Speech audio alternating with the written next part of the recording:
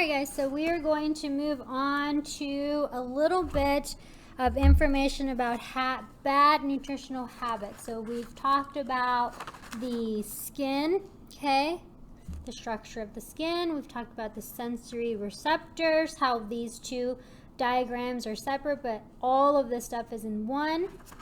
How in each one of the hairs that you see on your skin, there's a follicle, and with the follicle, there are definitely a progression of healthy to unhealthy things that you need to know about each follicle. What can happen if you do not properly tend to your skin or teach your clients how to properly take care of their skin. So as we're going through it, okay, as we're going through this, as we went through this, we talked about some of the things that caused this, and one of the things was what you put into your body is important because it either allows you or does not allow you to combat these situations. Okay, so like we said here, once everything gets clogged up, then we've got the white blood cells that come in and get rid of the bacteria by eating all the bacteria. Well, if you don't have a good, healthy immune system, if you don't feed your body the right nutrients, it cannot do this. And then you'll have the unhealthy skin. So these are the next 2 pages that you need to work on, or that you need to get. You have your markers. You have your scissor, and like I said, my glue stick dried out, so I'm using tape. So I went ahead and cut out my face page, and I went ahead and I came in and I taped it here on the side, okay? And then I've got my sugar face, and I taped that there as well. So if you see it flopping around, it's because I did not glue it down, okay? So we're going to title this Bad Nutritional Habits. Bad Nutritional Habits. Okay, and this side here, this is the sugar face, as you see there. Okay, with this, okay, when we take a look at this, these 2 diagrams, we're going to start with this one first, so you can pause and cut this out, label it, and then come back and push play, and we'll continue to go on through here. So a lot of the times, you probably as a young adult get tired of people telling you gotta drink water, you have to use the bathroom constantly to flush all those toxins out, you have to exercise so you can sweat, so you can pull out all those, excrete all of those toxins that are built up in your body. You got to move around, you got to eat your veggies, eat your broccoli, and get enough sleep, and so you probably get tired of hearing all of that. But there's truth to all of that. When have you seen in movies or in real life, when have you seen an unhealthy person have healthy looking skin? You haven't. It's just not something that it doesn't go together. Okay, so we're going to go over a few things that will cause, I'm not going to go over everything piece by piece, but for the most part, all of it, things that cause imperfections on the skin. Everybody wants to be over 50 years of age like J-Lo and have her skin and all of that, but she works out. Okay, she does all the exercising. She drinks nothing but water. She eats healthy. Of course, she pays someone to cook for her, so that helps, right? But there are things that she gets plenty of sleep, always 8 hours of sleep, as much as she can. She works hard. She, takes care of her skin. She takes time to de-stress. All of that, okay, to de-stress, all of that. We as normal people, not celebrity rich people, right? We can do all of those things at our level, obviously. If you can afford a chef, great. If not, you can be your own chef and learn what you need to learn to tend to your body so that you can not have these stresses and stress your skin enough to where you are going to have be unhappy with what your skin looks like because it is not healthy. You're not going to have the healthy skin, okay? So So the bad nutritional habits, and also not just nutritional, but just bad habits in general. And I guess I could have done a little slash there. I could just put a little dot here because it's bad nutritional habits and then just bad habits. So some of these we've already talked about. Let's talk about the T-zone. So our T-zone, what it is, it's the zone on our face, the zone on our face that makes about a letter T, like so. This is our T-zone, okay? Covers the forehead and bridge of the nose, top of the nose. With our T-zone, here, if you have poor circulation, if you don't get out, if you don't exercise, if you don't move around, the body, the fluids inside of your body don't move around as much. Imagine if I have a cup of water, okay? And I have, let's say, some honey in here, right? Or not a cup of water, but just a cup, and I put honey in here. If this cup I continuously move, the honey is going to continuously move in here.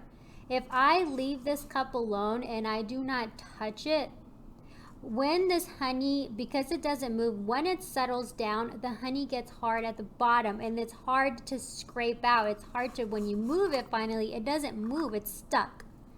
So, same thing with your body. You've got to move the body. You got to get good circulation, get the blood flow going so the blood can help grow your hair, could help regenerate different body systems that, pertain to that. You want to make sure that y'all, as well, that's that. As far as circulation, as far as tight clothing, tight shoes, tight belts, tight pant tops, tight socks.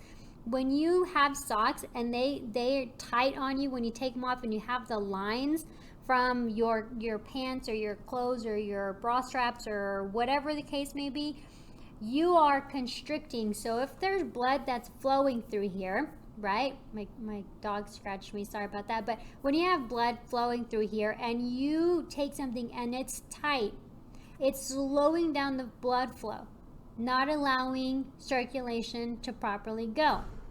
The blood slowly moves through the system and gets to your brain and to your heart slower, does not allowing the systems to work. So you need to make sure you wear the proper shoes, the proper fitting clothing. You need to move around so you have good circulation. So then you have nice, bright, rosy cheeks and not pale in contrast to those others. Okay, puberty is different. Definitely something that affects hormones, right? With that comes stress. When you stress out about schoolwork, about home life, about, financial situations, about the boyfriend, about the best friend that stole your curling iron and now you hate her, or whatever the case may be, stress is definitely something that affects your skin. So you want to avoid that as much as possible.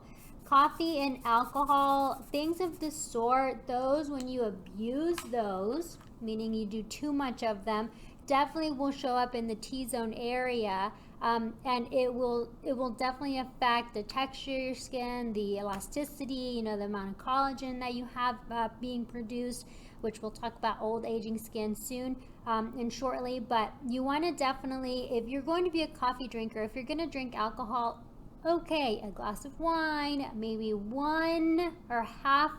I don't do alcohol. I think alcohol is a horrible thing to have. I don't drink coffee because it turns your teeth yellow. It makes your breath stink, although it smells delicious. The coffee, I don't do coffee or alcohol. I don't like the effects of alcohol on people and how it can harm others physically or emotionally. And coffee is it's just disgusting. When you have coffee breath, is the grossest thing ever. When I worked at the salon, clients would come in with coffee breath and I would be washing their hair at the shampoo bowl. Ugh, it's the most disgusting smell. Besides, coffee turns your teeth yellow and that's just gross anyway. So if you do those, okay, fine, there's nothing wrong with that. Personally, I don't like it, but it doesn't mean that it's wrong. It's just if you abuse it, it's when it's wrong. One, maybe two, okay, every now and then, all right, socially, all right. But when you abuse it, that's wrong. And then when you extra abuse it, then it works against your body systems and then your skin will show, okay? Let's talk about our cheek area. Our cheek area, oh man, all of the bacteria from these cell phones. Oh my goodness gracious. How many times have I told you guys about washing or wiping, not washing, but wiping down your cell phone? In Infection Control Chapter 5, you watch that video about cell phones. All of that junk, nasty bacteria that's on your phone, when you smash it up against your face, you're just pushing all of that bacteria into your healthy pores or into your top layer of the skin that's already clogged up, causing more of this disruption. Okay, so get rid of the habit of pushing the cell phone up to your face, or leaning your face, or like putting the cell phone on the pillow and then putting your face over it so you're too lazy to hold it. Get into the habit of wiping down your cell phone. Wipe the cell phone down, okay? Also too, with the cheeks, and I guess I should color it the same, when you touch your face, you touch the doorknobs, the chair, the car door, the buttons, your cell phone, the toilet flush button, the keys, you pet your animals, you wipe your hiney, and some people don't wash their hands after they use the bathroom. You touch all of that, and then you touch your, ooh, that was too dark, and then you touch your face. You're technically, whatever you touch, and then you go and you touch your face, you're technically transferring that dirt, debris, bacteria onto your whatever surface you're touching next. You might have touched it this morning, but you're still touching it, okay?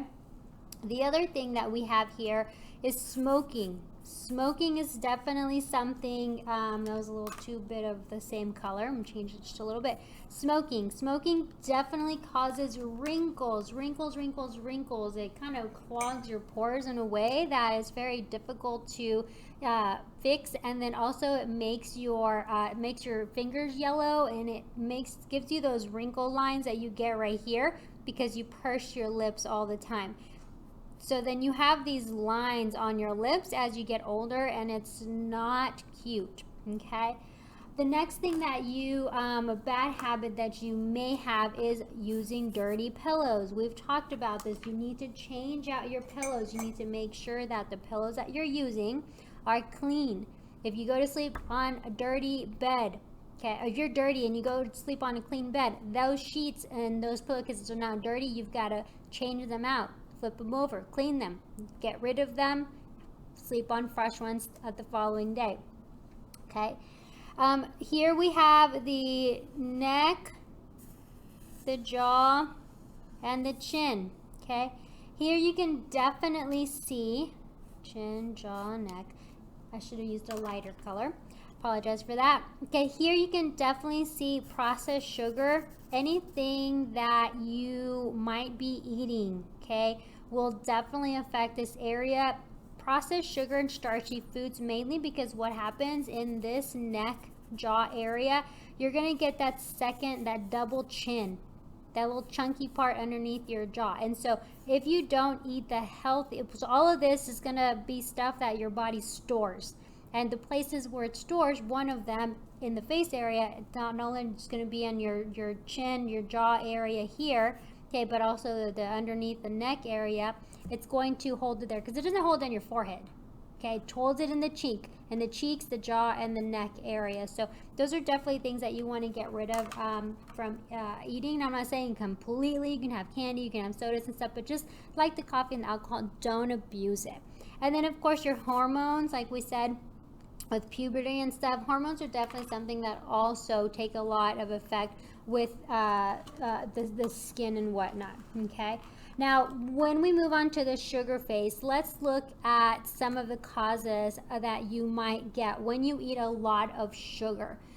The lines and the wrinkles, these lines and wrinkles on your forehead, these are things that are created by sugar, okay? Sagging underneath the eyes. Now, it is created by a lack of sleep, stress, and just being tired, but it does, sugar does cause these things. It's been scientifically proven.